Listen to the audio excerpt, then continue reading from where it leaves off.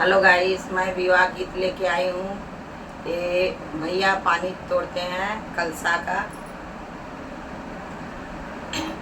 ये गीत अच्छा लगेगा, लाइक सब्सक्राइब करना, बहुत सारा प्यार दुलार बरसाना और कमेंट बॉक्स में बताना ये कैसा लगा गीत आप लोग को।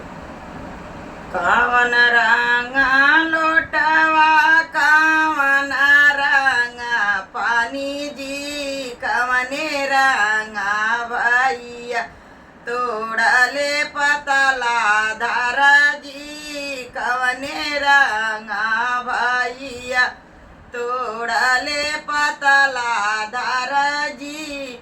पीला रंगा लोटवा सफेद रंगा पानी जी, पीला रंगा लोटवा सफेद रंगा पानी जी, गोरा रंगा भैया तोड़ले पतला दार जी, गोरा रंगा भैया तोड़ले पतला दार जी।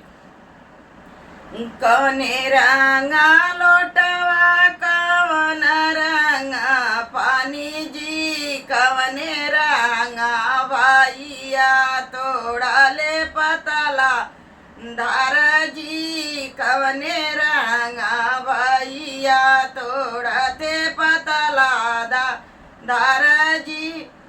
पीला रंगा लोटवा सफेद रंगा पानी जी, गोरा रंगा भैया तोड़ले पतला धार जी, गोरा रंगा भैया तोड़ले पतला धार जी।